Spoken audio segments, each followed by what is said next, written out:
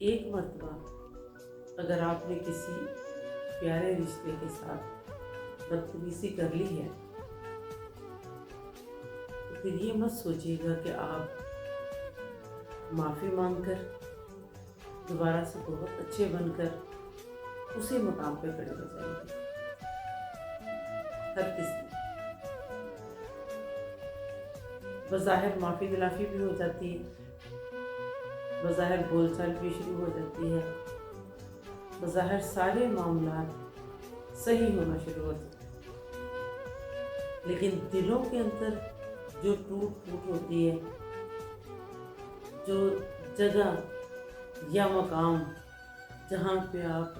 बहुत शान से, बहुत इज़्ज़त से, बहुत वक़ार से विराजमान होते हैं,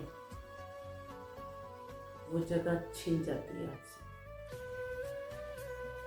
इसीलिए गुस्से में अपने प्यारे रिश्तों के साथ बोलते वक़्त ज़रूर सोचिए, ज़रूर सोचिए, अपने अल्फाज को काबू में रखिए, बहुत ज़रूरी है।